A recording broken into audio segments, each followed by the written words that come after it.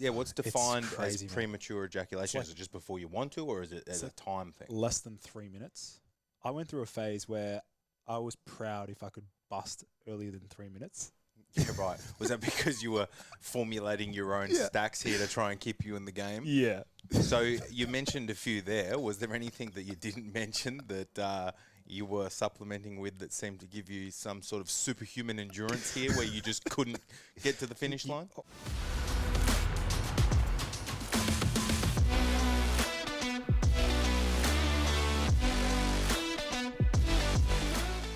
You never know. It might come out. It might. You never know. Pressure's on. Pressure's on.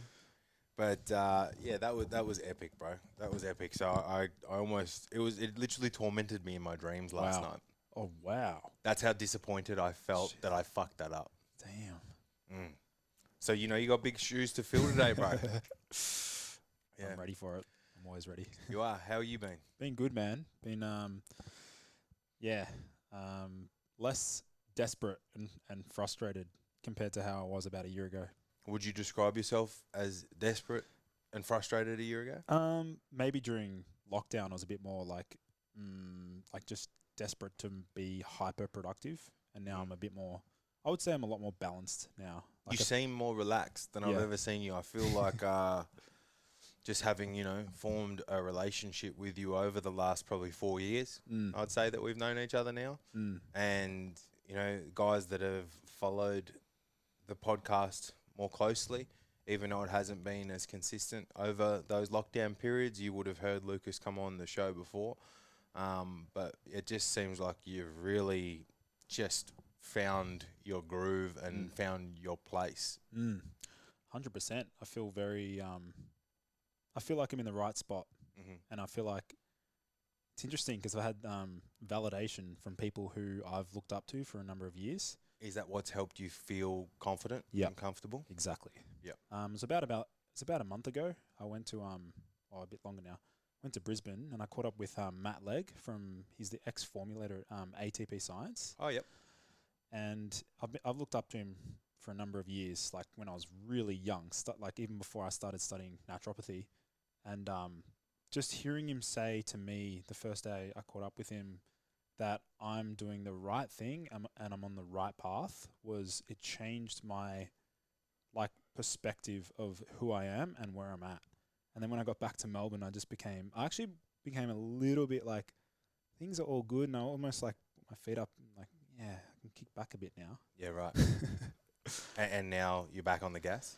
Now I'm pretty I'd say I'm back on the gas, but it's not as like manic as it was before. Before it was like real sheer, just like I've got something to, like I'm desperate to prove myself. But now I'm just like, I feel like I have a good understanding of who I am, what I want to do, and I can focus on just delivering exceptional content, like just being like top notch. And is a big part of that because business is actually rolling now? You've got money coming in? Yeah, I would say so. Are you starting to be rewarded financially for your efforts? All the efforts of things that I've done that I did 2 to 3 years ago are now starting to really show. And it's put me in a position where I'm like, yeah, I feel grateful that everything's sort of caught up. And now that I've got my older brother, James, on board, like, he's also provided reassurance as well. Like, he just sort of said, like, bro, you've done really well. Like, you've got a really strong foundation. Your brand presence, people trust you, people look up to you. You've got authority, respect in the space. So that basically just reassured me. Come in, Uncle Strenny. I've been trying to get him to come sit down on the podcast, Yeah. but he doesn't want to. I thought he could push you some questions. He's a big fan of Taurine as well. Oh, yeah. The Taurine bros. I'm good, man. Oh, thanks, bro. Good to see you. You all done? We've got a couple of subtopics, but we'll just roll with it. I want to learn more about the new form of creatine, but let's not get ahead of the curve. Where were we? So we're talking about your brother. Yeah, James. Providing that reassurance, just sort of saying to me, like, you've done a pretty good job at, setting things up, and now it's just a matter of like how do we present your offers, showcase your offers to your audience. The thing is, what we've done recently is something that I think we should have done a long time ago, is we've literally asked my audience, what do they want? Like what services do they want? And we've spent so much time like interviewing our customers and asking them like, you know, what are you wanting from Lucas? Like what sort of service would you want? And we're literally just catering for what they want. Where is your biggest audience? Is it Instagram or YouTube? I would say YouTube. Yep. Yeah, because that audience is just very loyal. And you made the shift sort of towards YouTube, what, maybe 12 months ago? Probably A little bit longer? about a year and a half ago. Yep. And for me, it was, I just sort of knew like that's going to be where I'm going to plonk myself and hopefully for many more years to come. So what do you think the strategies are that differ from YouTube in regard to your typical social media platforms in Instagram? I'd say the biggest difference with YouTube over like Instagram is the eye contact I have with my audience. So it's like an 8-minute video. They're literally watching me. They're engaging with me for 8 minutes. They're seeing that I know my stuff at a very deep level versus like Instagram's very quick and, you know, scrolling. Of course, do you feel like it's a little bit more transparent, like a little bit more honest? They can actually get insight into your personality and create a relationship better? Oh, without a doubt. Yeah. And even the comment, you can gauge the comments. Like they just know me. Yep. They can understand like the things that I like. They even present topics that I'm like, oh yeah, that's a great idea. But what do you think have been the keys to your success in building a profile on YouTube as a platform? Because there's obviously a different strategy there. I really think it comes down to the topics. Like it's really about the topics and also like knowing to stay within like a sort of niche. Like for me, it's been very obvious that my audience freaking loves like male testosterone optimization. So anything related to any natural way to optimize testosterone, that appears to be what they want. Like anything related to that. Well, you're at an advantage in the fact that that topic in itself is so prevalent throughout Western society, particularly right now, seeing an epidemic of low testosterone amongst men in their youth. Yeah, for sure. And I think there's definitely a big audience that like they're not ready to take the leap to go into TRT. And so they're just filling that void for those that don't. Plus, you know, is Australia even ready for TRT? Well, it's bullshit anyway. Like, it's very hard for, like... It's very hard for anyone to get TRT. It's a joke. I even someone who, like, promotes natural testosterone optimization, there's still, like, room for TRT, which I think is, like, it's ridiculous how we treat thyroid disorders with thyroxine very, liberally. Yep. Whereas, like, with testosterone, like, they make it very difficult for men to get access, you know? I said this on a podcast the other day in just the comparison with when it comes to women. Well, you give women anything for a vagina.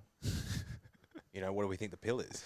Yeah. You know, or any time someone goes in there with, whether it be PCOS or endometriosis or bad skin, what are they doing? Go on the pill. Like that's a hormone. There's a bit of a double standard there. Yeah. Yeah, I definitely think like the TRT, like that space just before TRT is where I really want to occupy.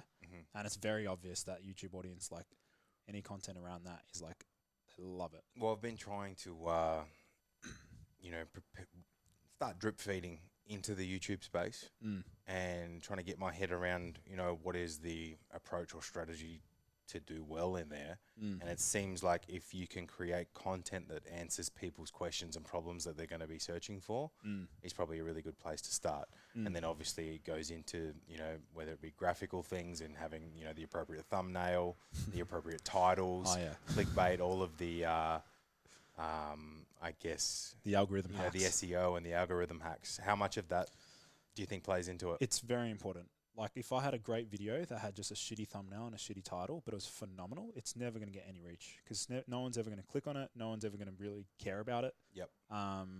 If the title's off, it's not like trying to lure you in. They're not going to click on it, and they're going to miss out on a fucking good video. Like, I've had videos that have flopped. I've been so disappointed. I was so like I was like, this video is going to crush it. Yeah. You know that feeling? I do know that feeling where you put all your effort Everything into it. bad. Yeah. Yeah. But consistency, like at the start I was posting, I think the algorithm, what happened was it picked it up. So I had to post like 3 times a week consistently. And that I think showed YouTube that, oh, this guy's like, and it had to be like 8-minute videos. So like they could monetize my videos sort of thing, like run ads on them. Is that the ruling? Is that it needs to be 8 minutes for them to monetize and put ads on? Well, yeah, I mean, that's like that's the minimum that's required. But like by the way, like I didn't learn, for those listening in, like I didn't learn this by myself. Like at this point in time, I realized the importance of seeking out a mentor and seeking out experts in the space. And I literally paid a YouTube consultant $1,000 an hour just for this sort of this advice. Was it worth the money? Oh, 100%. Yeah. Well, looking back at it, I'm like, what's that sort of investment? Like it's... How many hours did you have to put into? I only did like 3 hours with that guy. Well, you'd hope so. For $1,000 an hour, you'd hope you'd be getting some pretty valuable tips and tricks out of it. Yeah. But yeah, I mean, that was like, he taught me a few little tricks here and there and implemented them. And I think one thing that I even said to one of my employees, George, he does like the repurposing. He's like an intern that I've recently hired, and he's been phenomenal, like really, really good. I said to him yesterday, I'm like, the one thing that I've stopped doing a lot of is collaborations. And I just, for some reason, in the last 6 months, I've been like, my collaboration hat has been off. Like, I'm just not interested. Like, I just, for some reason, think that I can just do a brute force, like, do it all myself. Like, but now I'm just like, hang on.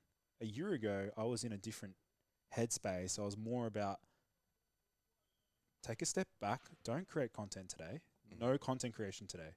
Think about who you want to collaborate with and spend 3 hours planning out who would be great to collaborate with. And I remember when I did that, a year or 2 years ago, that's when I really saw some massive growth. Do you create content every day? Every single day, like at least. Like I'm doing some form of content creation every day. And how many hours a day do you put into that? Minimum 2.5 to 3 hours a day. Yep. Minimum. I do like to do big backlogs of content, like Mondays. You batch it? Yeah. Yep. And you've got a pretty nifty setup now in your new pad in Port Melbourne. What are you running with? I've seen you've got like a teleprompter, you've got multiple screens, a few cameras. Yeah, it's still, it's a step up. Using green screens? No, my background's actually just it's like a wallpaper. Yeah, okay. I wasn't entirely sure whether that was whether that was green screened or whether that was tangible. My neighbours, they'd be able to see the background from their buildings. They'd be like, "What? Who does this guy think he is?" Yeah, Jesus. That's good, bro. It's good to see that everything's going so well for you. So, what are your main offerings and products at the moment? Because you've obviously got your Limitless program. Limitless program is the group coaching program. That's like a 12-week like self-paced course where they jump in twice a week. It's like my inner circle. They can just pick my brain, ask me anything twice a week. That's like the high ticket package. I do like one-on-one consulting, not much of that at all. And does it usually happen in like a one-off consultation? Is it a program thing? Is it a package thing? Or is it dependent on the individual? Depends. Like I'm happy to accommodate. Like a lot of guys, so like this morning, I'm allowed to share it because I'm not talking about who it was, but this guy literally came to me with one specific problem, premature ejaculation. It was just one problem. What did we talk about? Shilajit? We spoke about rhodiola, shilajit, histamine, adrenaline, parasympathetic nervous system, like trying to attack it from all different angles, which he'd only explored, he'd explored SSRIs, which are known to assist with... Well, if somebody doesn't have premature ejaculation, SSRIs can create like a low libido and erectile dysfunction. Yeah, PSSD, which is that issue that I talked about with the ashwagandha thing that can mimic the dangers of SSRIs. Yep. But he came to me with a very specific problem. Then I was like, okay, let me curate a custom package for you, 3 consults, stuff like that.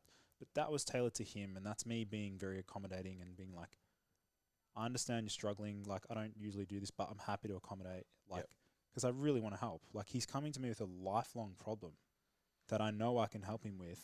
I'm not going to say it's only this. If not, you can't. Like, I want to accommodate. Like, and when he's presenting his issue to me, I'm like, fuck. Imagine suffering from that. Like, how much of a struggle would life be? Like, if he's constantly battling that, you know? Yeah, for sure. It would flow into a lot of areas in his life in terms of his sense of self-worth and esteem and confidence. And he was like 30-year-old, like great job, like highly confident, killing it, like crushing it in his life across all forms. And I was like, yeah, this would be like doing that consult this morning. Just sometimes I get lonely creating content and I forget about what it's like to actually meet up with the people that watch my content. Yep. So then when he jumped on the call, I'm like, oh, that's why I do what I do. And you feel like it's because you've put out so much of that content, because you've somewhat been able to form that relationship already through the internet, that when you jump on those calls, there's already that rapport there and you guys can dive straight 100%, man. Like this guy came to me, he said, I've watched every single one of your YouTube videos. I've listened to every single one of your podcasts. And that probably encourages you to be willing to go that little bit further for them, given that they have been a true fan and supporter of your work. 100%. Yeah. Exactly. Statistically, how common is PE? I think it's roughly 25 to 30%. Really? Yeah, that high? It's pretty high. And what they define what's defined crazy, as premature ejaculation? Is it just before you want to, or is it as a time thing? Less than 3 minutes or something. Yeah, okay. Which is, that's crazy. Like, so what's ironic about this whole thing, and I don't care to reveal anything on podcasts anymore, but like I went through a phase where I was proud if I could bust earlier than 3 minutes. Yeah, right. Was that because you were formulating your own stacks here to try and keep you in the game? Yeah. So you mentioned a few there. Was there anything that you didn't mention that you were supplementing with that seemed to give you some sort of superhuman endurance here where you just couldn't get to the finish line? A lot of the time, like unfortunately, because that was like, I went through a period where that was the default state, was like delayed ejaculation. So I'd induced some particular serotonergic receptor dysregulation where I was actually fully numbed. So that could almost become a problem in itself. That's an issue as well. Like that's an issue because then it was like, I'm not even interested. Like I'm not. Did that come with difficulties to maintain an erection, if you don't mind sharing? Well, I don't know. For some reason I think it didn't, because I'm just like focusing on something else, but I'm like flexing the base, and so I'm trapping the blood. Oh wow. I didn't expect us to go here. But mate, you do have some out there content and stuff to do with the male genitalia, including, what's that device I've seen you talk about? The Phoenix. The Phoenix. Is that all bullshit, or is that? No, that's actually an FDA approved device to treat plaque buildup in the penile tissue. So how does one develop plaque in the penile tissue? All men start to develop plaque after the age of 40 in their like penile tissue, from just oxidative stress, aging. Normal aging. Yep. And that can be one of the reasons why getting an erection after the age of 40 can be related to poor circulation, which is why Viagra is prescribed, or Cialis, because that opens up the blood vessels of the penile tissue. But having plaque there and that inhibiting blood flow, that's where the Phoenix. So that works as like breaking up like a scar tissue type of thing. Yeah, exactly. Right. Is it painful? I've only used it once on one side of my shaft. But you got to try it. Scared, if you're putting it out there and you're I tried curiosity, huh? But I was like, why am I using this? I'm not the right candidate. Yeah, you didn't need it. Like, why am I even grabbing hold of this machine? It's going to jackhammer my penis. And was it painful? It is painful. Like, it's not an easy and plus when you go jackhammer, like when you're scared. Is it actually hammering you, or is it putting out like an electro pulse? It's like a pulse, but you can feel it. And the thing is, when you're scared, what do? When you're scared, you're like, oh, I'm so scared. And then blood flow retracts. Everything just retracts. So it just goes like turtle. Right. things to look forward to when we get older. Yeah. Crazy. Mate, I don't know how to top that now. Yeah, I mean, we're talking about like premature, so that sort of stuff. But you were mentioning like services and things that I do. So like Limitless program and then Limitless course is that $27 like just a really basic like course self-paced that's like incorporating my best like biohacks. Yeah, so is that different to the group coaching program? We've had a number of people, and I've said this to James, my brother. People are getting confused. They don't even know the differences between the Limitless program and the Because I know you advertised one a couple of weeks ago. That was like on a flash sale. Yeah, that was. And we were talking why that was pumping. We'll celebrate. Yeah, that was awesome. Yep. And the launch went, dude. My audience had no idea that was coming from. There was no build up. It's basically we launched the way that you should never launch. Like we did what you should not do. We had no build up. We had no like anticipation. We didn't have any like anything like. We just dropped it. But that just shows that you've obviously laid the foundation over the last few years. Like you said, you've been hustling, working hard with your audience that, in a way, you got away with it. Yeah. Yeah, but I think eventually we had so many eyeballs on the offer that it was like, like it's starting to get around, and then we copied the link onto YouTube because we had, by the way, I had to replace all the links on all my previous YouTube videos. So I got a VA to do all that. I didn't do all that, but... like to replace all the links and have that, because people are still watching my videos from 2 years ago. So like having that there, it's great chance for them to just quickly sign up. So people who are signing up like today could be seeing the offer from a video that was posted 2 years ago, you know? And now the other thing we're undergoing at the moment is we're doing a massive rebrand. Goodbye Ergogenic Health. Really? Yeah. Goodbye. We're going towards Boost Your Biology, which is my... Well, that's your YouTube channel. Yeah, and my podcast. Well, mate, I was just getting ahead of the efficiency today, and I started making the thumbnail for this podcast. Really? And I've got the Ergogenic Health logo on there, but maybe I have to replace it. I'll send you our new logo, the Boost Your Biology logo, we spent that long designing this logo. Like, I'm happy. I'm not like super fussy, but my brother was like, "No, we got to change this, change that one." How are you two different as people? He is precision and perfection. Yep. I am brute force speed. I'm speed. Well, that's probably a nice balance. Yeah. Like, I'm just like, it doesn't have to be perfect. I just fucking get it done. Like, speed. And do you think that, though? Because I feel like the more recent algorithms on Instagram, for example, are rewarding quality over quantity. And I think, you know, as time goes on, people just have a higher expectation of, you know, production quality, and people want to see B-roll. People want to see 4K captions. Well, I don't think they actually allow you to upload into 4K. I think the max is 1080 and 1920, is it? Yeah.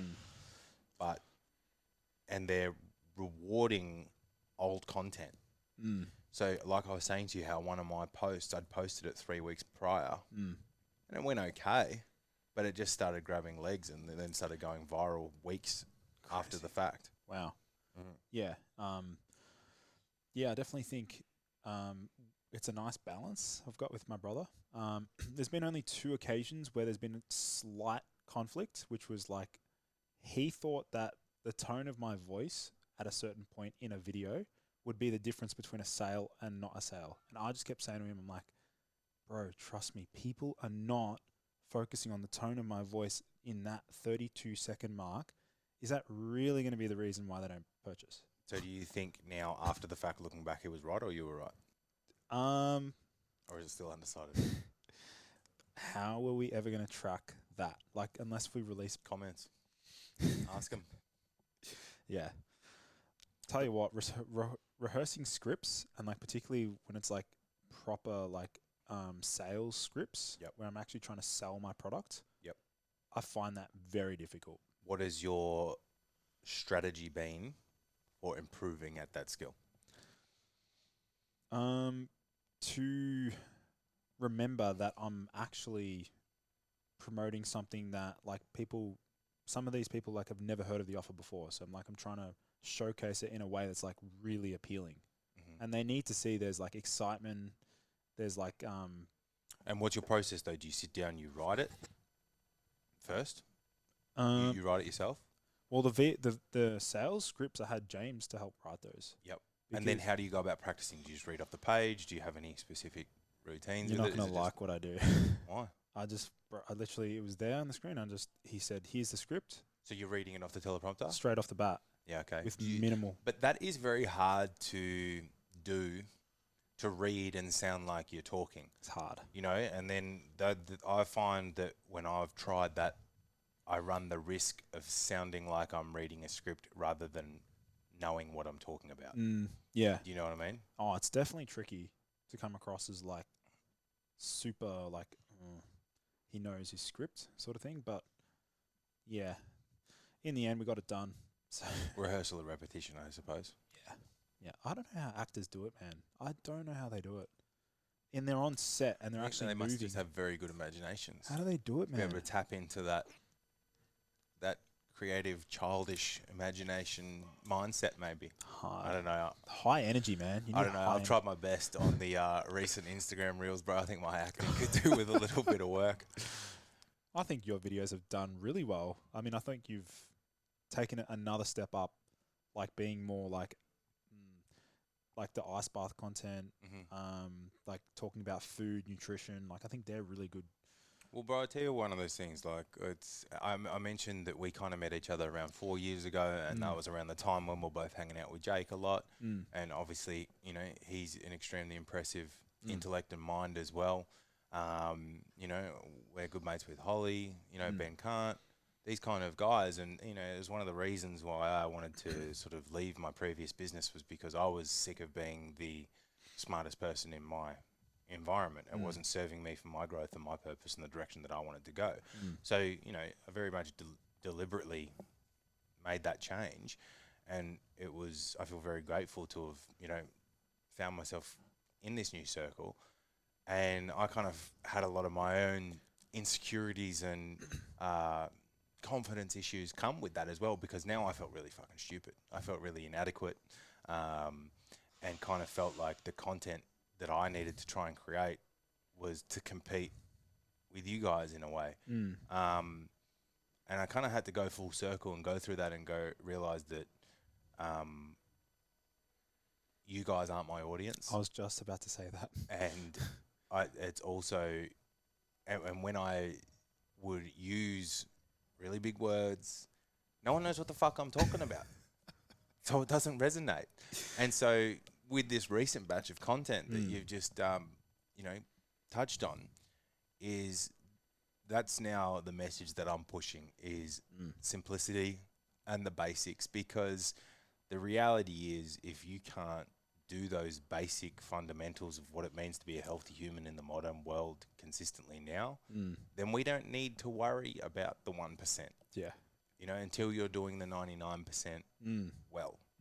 You know what I mean? So anybody who comes on as a client for me these days, typically, with the exception of a very rare few, is that you have to come through my initial 6-week health and performance coaching program, because until you're doing those things, we don't have to worry about the nitty gritty and the little 1%ers to sort of optimize your performance. You know? Yeah. That's something I've also noticed with like all the guys that have joined like the Limitless program. A lot of them are such high performers already.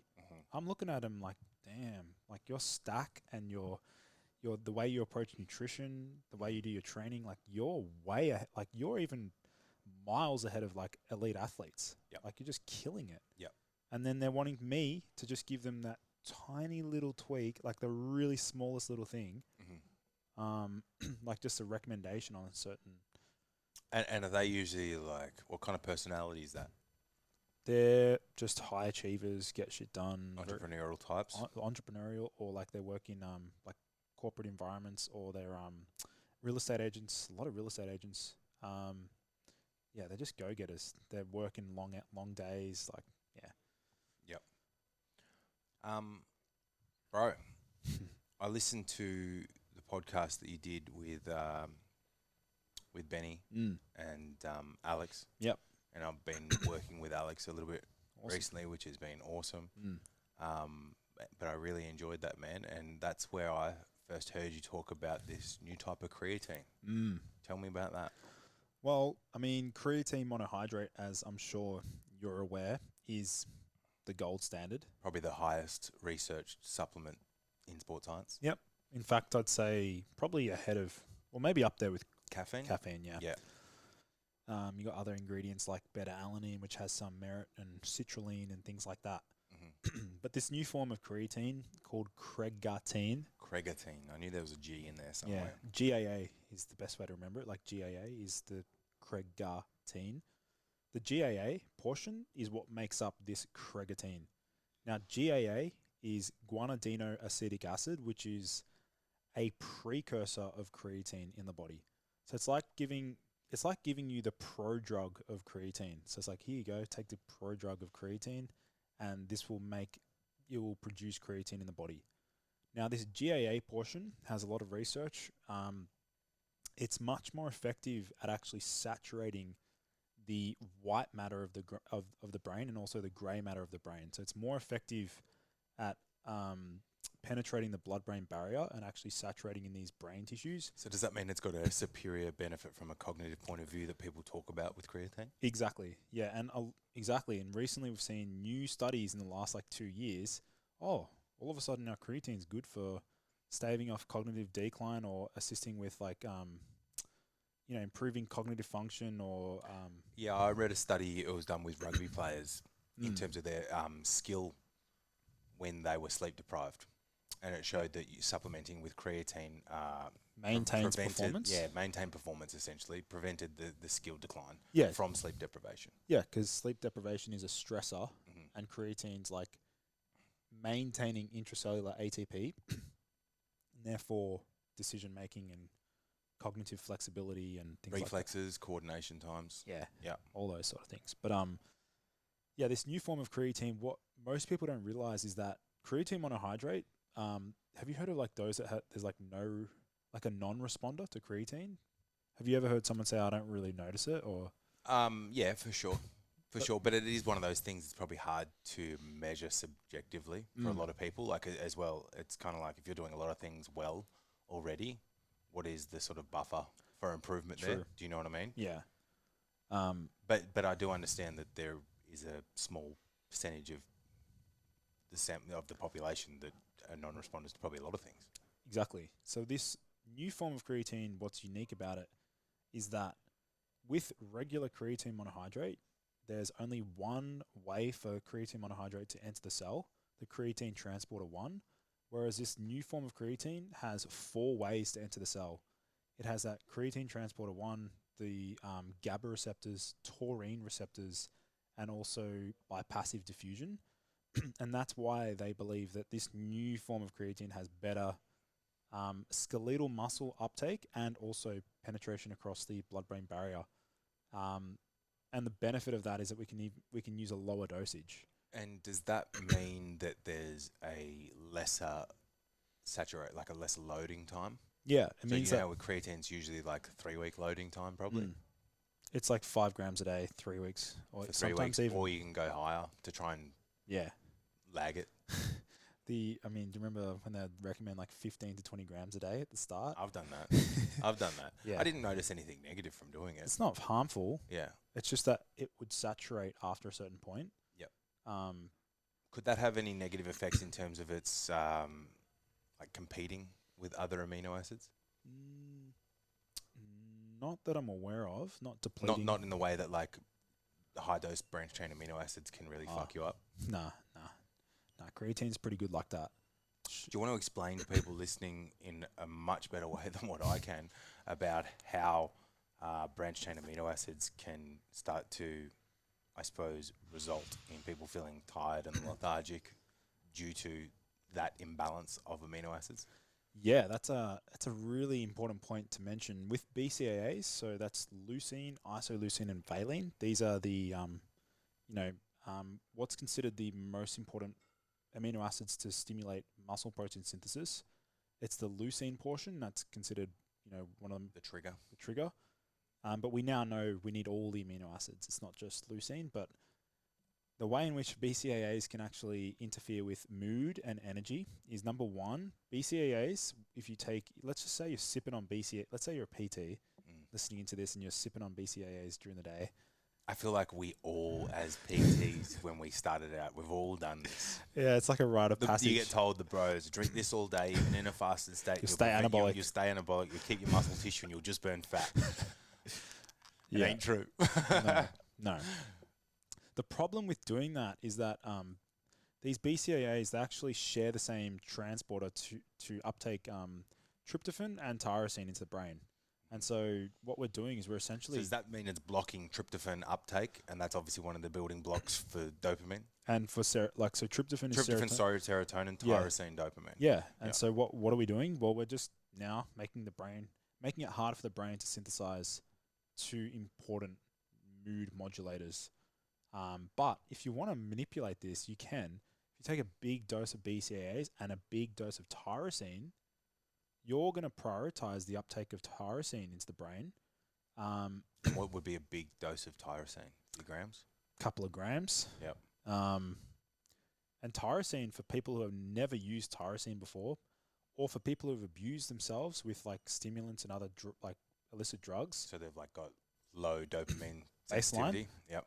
Tyrosine can change the way they can change their life. Really, I've seen it happen time and time again.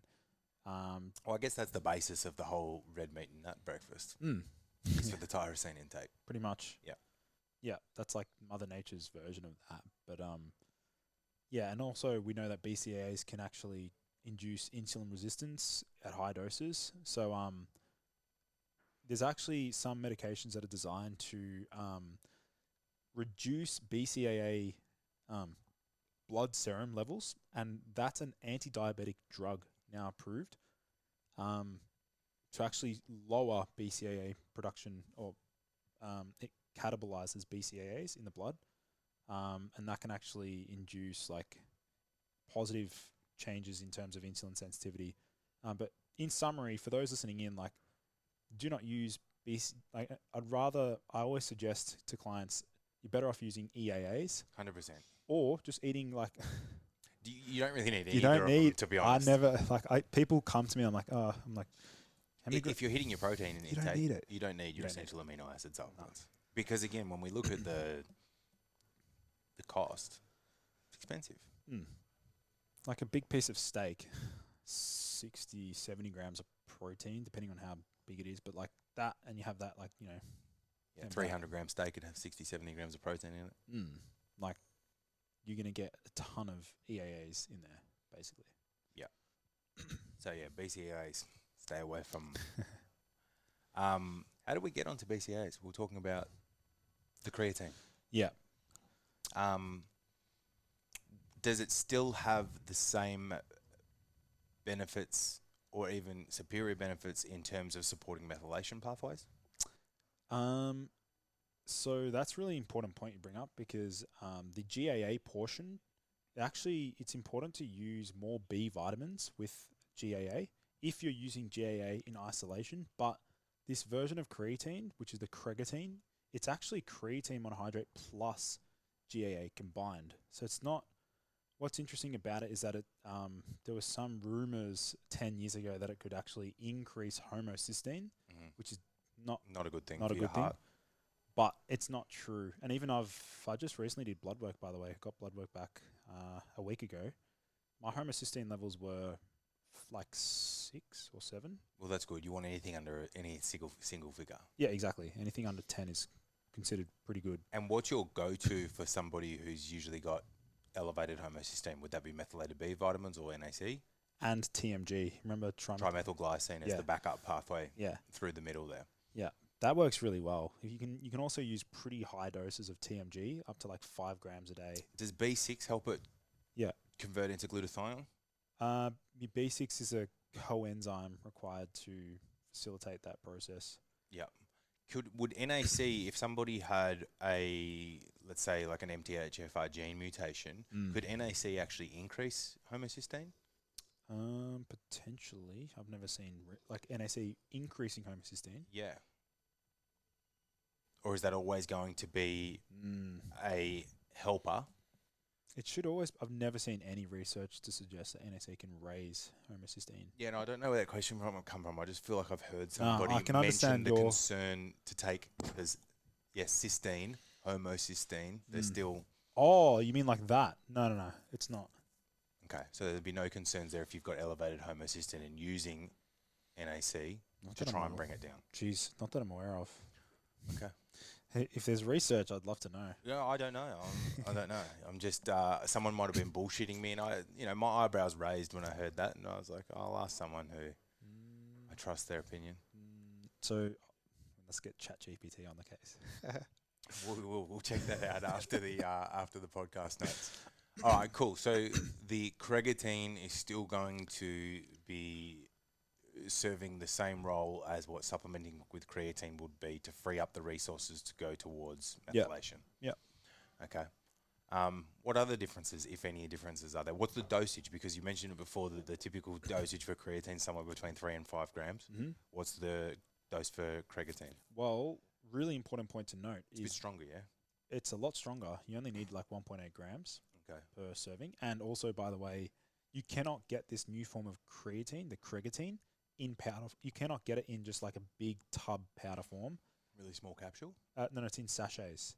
Oh. The reason it's in sachets is because if you, with creatine monohydrate, when you open the lid, every time, like if a lot of air gets to it, it's hygroscopic, so moisture can actually degrade the quality of the creatine monohydrate. Yep. And make it, like, it can render it like ineffective. Yep. And so this form is like sealed. So every time you open it up, it's like super That doesn't fresh. surprise me. Oxygen access to everything will ruin it eventually. Yeah. So that's definitely a new up and coming, like, I think. And is that readily available? Where can people buy creGAAtine from? So the company is actually from Serbia. So a lot of the research is done in Serbia. There's a professor in Serbia, but I've listed it on my website. By the time this is released, hopefully boostyourbiology.com. Yeah. All right, cool. Well, you've got a heap of supplements available. I rarely talk about, like, honestly, yeah, I have a lot of supplements on my site. I have over 120 different listed, not just supplements, but like, vitamin D lamp. I've got like blue blockers. I've got other other products that I use and recommend. But I'm going to be redoing that entire catalog. Yep. I'm going to be stripping out things that are like I'm not using anymore. Yeah, or just like I'm bored. You still a big fan of all the level up stuff? Yeah, BPC 157, the KPV. That's such a good product because it's obviously got the PEA in there as well. So good. If you don't mind telling our audience a little bit about some of the benefits of the PEA as like a natural painkiller, it seems to be working as effectively as like anti-inflammatories. Yeah, as effectively as like CBD as well, because it shares that similar pathway. Is it one of those ones that it kind of you have to be consistent with it for it to build up and be effective, or is it as simple as like, okay, if I took some PEA when I had a headache, it's going to work acutely in the same way that a Nurofen would? Theoretically, it should induce a positive effect within the first 2 to 3 hours if like they're suffering from like a headache or something like that. I've never tried it like acutely like that. Yeah.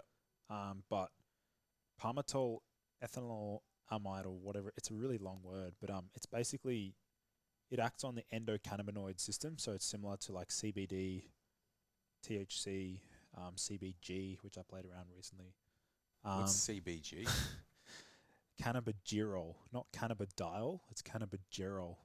It's the mother of all cannabinoids. So that's different to terpenes again? It's completely different, yeah. So I actually asked Strinny if his girlfriend... because she used to sell some CBD. Yeah, he actually asked her for some CBG. She couldn't get any, so I was like, all right, I'll go source it myself. So I just grabbed some. I got some from extractlabs.com. I've ordered from them before. And this CBG, it's different to CBD, obviously. It will increase appetite. Like, I think it's actually... People think that it's the THC that makes them, the munchies. I think it's actually the CBG. Like, I think part of that munchy effect is from... Well, the THC is a psychoactive ingredient, but it probably doesn't actually have anything to do with the appetite. I think THC can actually stimulate something known as hypophagia, where there's like it's just an insatiable appetite for food, and CBG stimulates. Have you ever used GHRP6? No. because there's GHRP2 and GHRP6, and that one sends your appetite through the roof. Really? Yeah, it's one of them, isn't it? That's correct. MK677 is the oral form, but there's heaps of GHRPs. I've never I've hit a point in my life where I'm like, I think I'm ready to start playing around with those compounds. Like I'm just like making my way up, working my way up. No, I first heard about it back when I got mentoring from Luke McNally, and obviously he come up through the bodybuilding scene. Is he a YouTuber? Nah, he started Mass Nutrition. Oh. You remember Mass Nutrition, the supplement I think I've heard of it. stores? Yeah. And he was saying how with his in the bodybuilding community, they would go to like an all-you-can-eat buffet, and then they'd go shoot GHRP6 in the toilets when they couldn't eat any more, so they could come back and force feed. But that's bodybuilding for you. I know. Just absolute extremists. Hey, there's nothing middle healthy ground. about it. There's no middle ground. I'm just like, I'm always trying to like safety first. I've always been very like, well, the first principle of naturopathy, by the way, is first do no harm. That's the first principle. So if I'm not embodying that, then what am I? Like if I'm like CBG, it's not a risky experiment. I know a lot about it, and there's a lot of research on it. Just no one knows about it. There's more there's a lot of other compounds I've played around with over the years, really. So how do you think you're different then to a lot of naturopaths out there? Because there's a lot of, like, man, we've all heard the amount of clients that have, particularly women, that have gone, I've gone to see a naturopath for these herbs for my hormones and stuff. But I feel like, again, same as what I was kind of saying about my initial 6 weeks, you're skipping over the basic fundamentals of what it means to be a healthy human and expecting that a herb is going to solve all your problems. Yeah, well, I definitely think that, first of all, if there are like female athletes or women that are like struggling with like fertility or PCOS or endometriosis, I usually like handball. I don't work with any of those at all, like because I'm like, I want to give you the best outcome, so go see someone who's more qualified and loves to treat that sort of stuff. Yeah, which makes sense. But to answer your question, like, what makes me different from like other naturopaths? Honestly, I think it's my toolkit. I think I've just got such a huge toolkit of like different interventions, protocols. That's just because I'm obsessive about like in my spare time, I'm like, how can I upgrade my toolkit? So I'm always adding to my Excel sheet of like thousands of different like herb studies, supplement studies, and different approaches. Yeah, I don't know anyone who can study and dig up information the way that you can, who has spent hours through the threads of Reddit, the untapped resource of Reddit. I know you're a big fan of Reddit. Too much of a fan at one point because I was like, I had to set a timer on Reddit to ban me off it after 2 hours because I was like, this is ridiculous. Like it felt like sitting there with your blue light blockers on Reddit. When I was working at my dad's pharmacy, so when I was the vitamin specialist there, I was at the front counter and I was actually just on Reddit most of the time, just researching. Like, customer would come in like, close that. Was that a good experience though? Like a bit of, preparation for where you are now to be able to deal with people in the real world with their problems and be able to give that advice, rehearsal of repetition, I was saying. Well, you know what it did teach me? What do people want? I'm literally scouring a forum and I'm starting to pick up on like, what are people complaining about? What were those most common things? Can't focus. Yep. Burnt out, low energy, lack of stress. confidence, stress. I'm like, it's clearly the path that I need to like pioneer. Like this is a space that I need to occupy. Yep. I could see where people were going wrong. I would see the same posts every single time. It's like, help, I just started taking this and 3 days later I started experiencing this. Can you talk about because you've just triggered me to go straight back to the ashwagandha. Because that is popular. And a lot of people rant and rave about what that's going to do for them. So what are the promises that it makes versus what you can find? So ashwagandha, it's a good herb for people who are really stressed, and it will do a good job at like lowering cortisol and increasing GABA tone, making them feel calmer, reducing social anxiety, reducing anticipatory anxiety. But the way in which it achieves that effect, unfortunately, there's some collateral damage that we see, just like with SSRIs. They can be effective in certain domains, but it's dirty. It's not clean. Whereas like if you just administered pure GABA, I could just give you some GABA, and that would help with the increasing GABA tone without it messing serotonin, dopamine, acetylcholine. The problem with ashwagandha is that it desensitizes a particular serotonin receptor, the 5-HT1A serotonin receptor, and by doing that, it's actually mimicking the effects of SSRIs. And so even today, by the way, I actually get emails every single day from some people, mostly guys, that are still suffering from side effects years after taking ashwagandha. Really? And it's like, and what they complain of is like the anhedonia, the blunted emotion effect. Where they just feel nothingness, numbness. It's numbness, yeah. And what's the, like when you take it, what's the sort of half-life? How long does that stay in your system? Is it something that you typically would, if someone was using it for those benefits to try and feel calmer, is it something they'd be taking in the evening? Is it something they take in the morning, like a lot of people do with like lion's mane and stuff? Yeah, I mean, there's actually some theories that the withanolides, which are one of the constituents found within ashwagandha, actually have reverse tolerance. So this So it can go the other way. Yeah.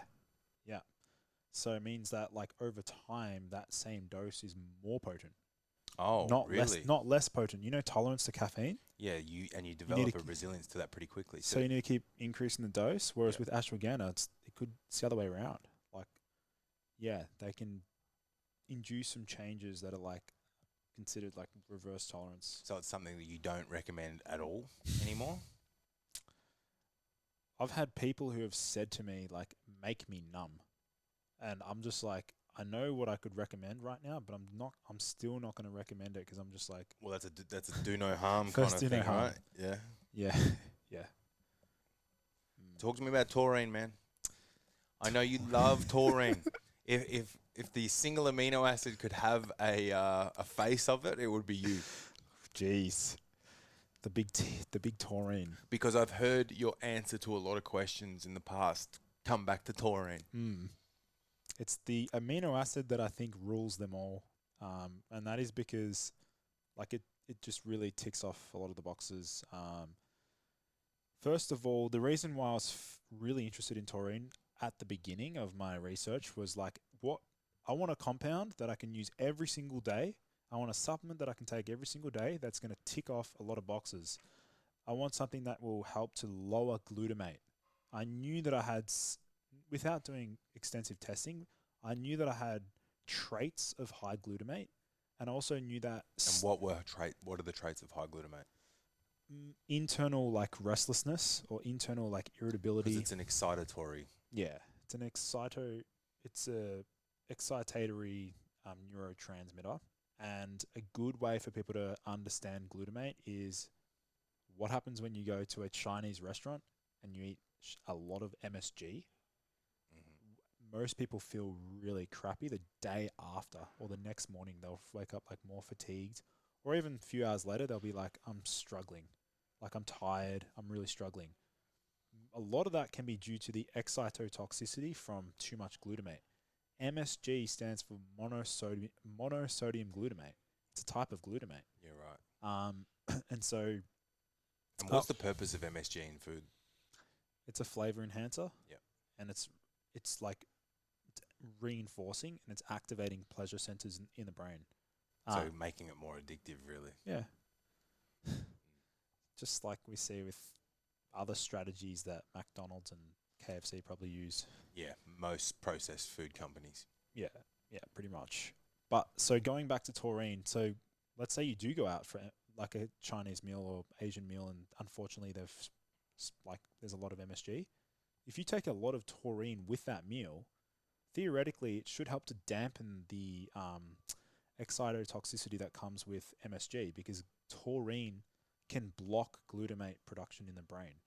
And that's how taurine can be so relaxing and calming, because it can help to convert glutamate back into GABA. as I was saying to you before, GABA is the opposite of glutamate. It's calming It's and your relaxing. inhibitory neurotransmitter. Yeah, and so taurine can do a good job at that. It's neuroprotective. It protects the heart. It's an osmolyte. It balances electrolytes. It's liver protective. It's also it can also protect the testes against anabolic steroid use. There was one study in rats where they used taurine to block the negative effects of anabolic steroids, so it could actually in terms of like atrophy and oxidative shutdown of sperm and oxidative damage and stress. Yeah. Yep. So preserving fertility, and even against BPA as well. So plastics. Yep. My what recent about EMFs? It may have Not connected. No, it actually might. Like, you're actually right. A lot of antioxidants do have mitigating effects on like EMFs and electromagnetic frequencies, like things like that. But yeah, I think my most recent blood test, which I did, I was pretty blown away with. The free testosterone was 600, so it's finally hit that. That's good numbers. Yeah, and the total test was 31.3, which was like an 18-year-old boy you know, like on a blood panel anyway. And all right, so before I go on to the testosterone conversation, so what do you think is a typical dose of taurine? Again, somewhere between 1 and 2 grams. Way higher. Way higher. Like I do like 3 to 5 grams. And do you do that in the morning or the evening? Because again, as you said, it's going to be, assist with GABA production, meaning it's probably going to help calm you down and assist in sleep too. Mm-hmm. Yep. So do you usually do it in the evening or do you do it in the morning? Personally, because I don't get the strong sedation effects, I take it first thing in the morning now. Yep. As soon as I wake up. Yep. Because I'm already pretty heightened in the morning. Like I'm pretty like alert, ready to go. Yeah. Yeah. So that just like quells things a little bit. And then I know it also has some beneficial effects on fat oxidation. So there's a study where they administered, I think it was 5 grams promoting beta oxidation, so fatty acid oxidation. Again, that's going to be beneficial, helpful for body composition.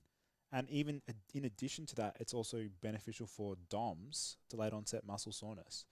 So helping to mitigate lactate buildup and lactate accumulation. It can help prevent cramps too, can't it? Yeah. And would that probably be also to do with your nervous system and keeping it calm? Probably. Yeah. Yeah. So we're seeing benefits there. And as far as like cycling goes, like, I mean... Oh, do people cycle taurine too? Like the bullshit where people think that you need to cycle creatine. You really don't need to cycle. Need to. Yeah. Where did that come from? Maybe because they thought it would deplete other amino acids or like compete. It can deplete lower... interestingly, beta-alanine, there is a relationship between taurine and beta-alanine. Because the pro for beta-alanine is all about muscular endurance, really, isn't it? Yeah. I hate the tingles that come with it, though. The itchy butthole effect. Does it itch your butthole, does it? I've never had it in itchy the butthole. Itchy bum syndrome, IBS. Itchy bum syndrome. Well, it is a bullshit term, IBS, isn't it? I've never had the itchy bum hole from the beta-alanine, though. I just get it on... like the forehead particularly. Yeah. Like where you sweat. And it's often because I'm wearing a cap. If you're a virgin to beta-alanine, you do get that effect. Oh, so you think that consistency fades. Using of beta-alanine, it'll fade? The paresthesia, which is... Maybe I'll push through it then. Let's keep going. Yep. Or let's develop a new beta-alanine that's even better, like the precursor. I'll wait for it. It sounds like you're dropping hints there, though, that it's something's on its way to be announced. Maybe. But man, you've I mean, another version of that is like, you got me onto the dihydroberberine instead of the berberine, which is a fantastic antimicrobial and really good for blood sugar management. Yep. So dihydroberberine is the metabolite. So now we're looking at what is berberine when you take it? What does it get broken down into? And the dihydroberberine is a good example. So it goes from berberine into dihydroberberine. And a lot of the benefits of berberine actually come from the dihydroberberine. That's why I think if you really want to look at the cutting edge of the future of supplements and the future of ingredients, look at the precursors and look at the metabolites. Go, do it. Look at caffeine. Caffeine's major metabolite is paraxanthine. You know how you've got theobromine? Have you heard of theobromine? Yep. In chocolate? Then you've got theophylline, which is found in tea. Are we heading towards teacrine? Teacrine is really similar to caffeine. Mm-hmm. It's just slightly tweaked, but the major metabolite of caffeine is paraxanthine. Guess what's coming out this? Well, what's already released? Paraxanthine. Yeah, right. And it's probably going to be the most used ingredient in pre-workouts. You like teacrine? I first heard about it from John Meadows probably back in 2000 and maybe 15 or 16. He spoke about it back then. Yep. Wow. So when Eugene and John Meadows were doing their seminar at my old gym. Really? Yeah. Not theanine, No, teacrine. it was teacrine. Wow. Didn't know that. That's awesome. He was a big fan of it, but I tried it based off the back of that, and it actually gave me a bit of anxiety, which may be surprising given what I've heard you talk about it before. Was it a clean source? Well, that's the thing. I couldn't tell you. Was it in a little baggie? Or? No, it wasn't in a little baggie. It was in a normal supplement capsule in a tub. But again, I'm pretty.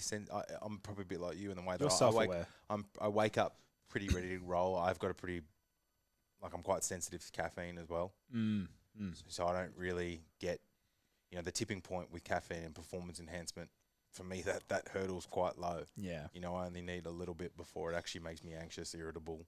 I'm the exact same. I was thinking about having some today before this podcast, but I'm like, nah. I am sleep deprived, but I'm like, nah. What ended up happening with Brain X? Oh, jeez. The website's still up. Yeah. That's about it. Well, tell me this. Brainx.me. Because that was good. It was freaking awesome, man. That was awesome. I loved those samples you gave me. It's still amazing. It's still an amazing product. And I'm still really proud of that formulation. But if I were to revisit it now, I'd be like, we can make it better. Even just with my level of knowledge and my experience now. So would you say that's your goal, to really be moving into the formulation space? That's my need. That's what I'm really passionate about. And making awesome supplements. Amazing, man. It's got to happen. It's got to happen. If not, then I'm doing the world a disservice, I feel like. I'm not living up to my fullest potential. I'm good at creating content that's pretty talking about basic supplements and educating, but that for me is it's not the thing. Do you do much nutritional and lifestyle factors outside of obviously the supplementation with your guys? Not. Or is that sort of a given that they understand that stuff? Well, it's a good question because on the onboarding form, we have how much help do you need from Lucas in terms of nutrition? And majority of the guys that join don't need much help. They already know. That doesn't surprise me though, because you're talking quite niche, and you're talking, if somebody doesn't understand the basic of macros and the need of, wholesome nutrition, anything you say is going to go fucking way over their head. Yeah, exactly. But yeah, no, you're spot on. The formulation side, it's got to happen, man. So, bro, what do you think, what do you know are the biggest killers of natural testosterone today in men? I mean, the obvious ones for me is probably sleep, lack thereof, inflammatory foods, EMFs, but what do you reckon? Pretty much spot on. I mean, obesity is probably the most prominent one because of, if you look at the analytics and stats, is that because of aromatase? Yeah, and also the inflammatory state of just being, obese. Overweight. Yeah, and then think about leptin resistance and then insulin resistance and then all these things that are, working against testosterone. But you're spot on. I mean, environmental pollutants like plastics, heavy metals, EMFs, a warm environment for the testes, so tight underwear, surprisingly. Ice over balls guy, AKA. Ice over balls guy. That's probably one of the first things that really got your attention, wasn't it? The icing of the balls. Really did. You still stand by it? I still stand by it so much that this year I'm going to be releasing a secondary website dedicated to, I'm going to be selling my own ice packs. I have to pioneer it. All sculpted ice packs. For the sauna or just for your jocks? For using it at any time of the day, really. Yep. And what's the protocol? 10 minutes? 10 to 15 minutes, 2 to 3 times a day. I usually do it before the gym. I don't know. You probably haven't heard it actually, because we talked about this, right? because this kind of topic came up in a podcast that I did with my co-host, Mikhail Yaya. Yeah. And I sent you the clip. I sent you the clip. And he was being suggested by one of his other training partners that he should try icing his balls, and he thought it was a stitch up. And then I suggested it. I was like, oh, man, my friend Lucas. And he's like, oh, dude. Oh, my goodness. Yeah. Yeah. I mean, the practice itself, it's like, I mean, the number of positive reports I get on a daily basis. Is it, so you said heating up the testes. Is that because of like modernity and us being able to stay comfortable and warm all the time in our environment and our clothing, and also these bad boys with the EMFs heating up the testes and walking around with them in the pockets? Because again, you know, like I have no doubts about the detrimental impacts that EMFs are having on human health and well-being. But, of course, you're going to get resistance in the health and fitness community, people saying, the studies aren't out yet and all these kind of things. But there is more and more building in the literature as time goes on. Yeah, for sure. I mean, the temperature dysregulation does come from, like, being in warm environments and, like heated seats, wearing tight underwear. Thing is, like, the testes are outside the body for a reason. You know, they need to be kept cooler than the core body temperature. And so anytime the testes are too warm, it will affect fertility and testosterone production. And so that's a fact.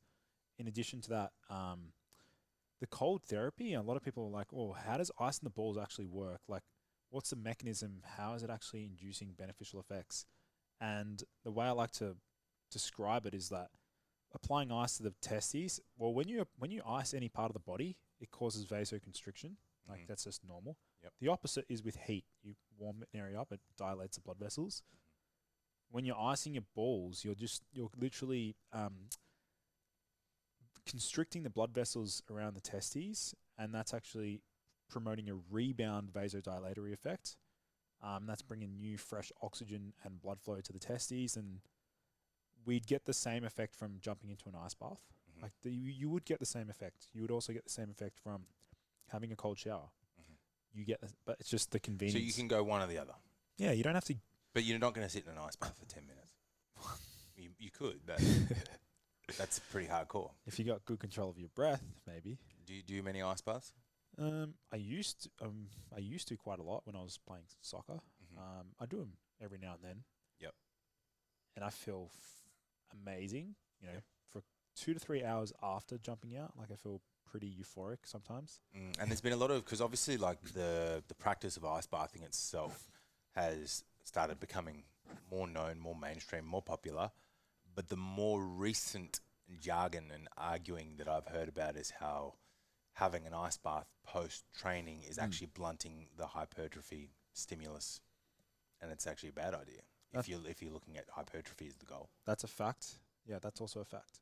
You want to avoid, if your goal is for hypertrophy or strength. For about 5 hours, probably. Yeah, 3 to 5 hours or so. Like, you want to avoid like ice bath or cold shower immediately after. But doing it before training could be beneficial from a dopamine perspective. Yeah, maybe like 1 hour before. You need to then warm up to get, you know. Yeah, of course. You can't just go straight into max sets out of an ice bath. Because you literally would be losing. Yeah, that'd be a bad idea. Obviously, you got to warm up.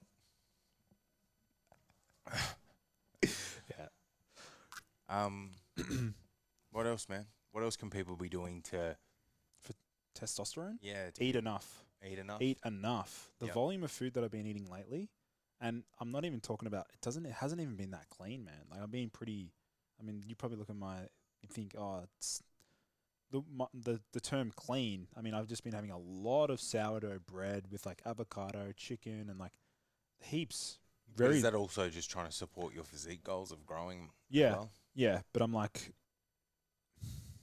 and even I'm surprised to hear you eating so much bread.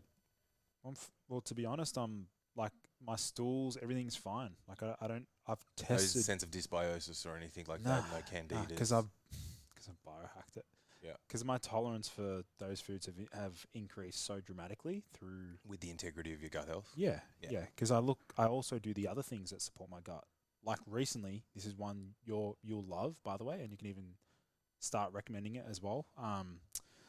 Partially hydrolyzed guar gum. You ever tried that as like a fiber? I've not tried it, but I've read about it. So psyllium is oftentimes used, like or Metamucil, Yep. but this it's called PHGG. It's a game changer, man. It's so good for so many things. If you put 5 grams of this, which I've been doing now for the past 10 weeks straight, I've been doing 15 grams a day, every day. I know it's pretty boring. You might think, oh, it's just a fiber. Who gives a shit? Like, no pun intended. It's a fiber. Who cares? If you mix, like, if you put 5 grams of PHGG in water and mix it, it'll fully dissolve. So it's fully dissolved. You'll literally be drinking water, a bit like this. You're drinking this. You won't even notice that you're having fiber. So it's like fully mixes in there.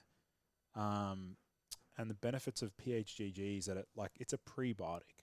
Yep. So it's stimulating the growth of bifidobacteria.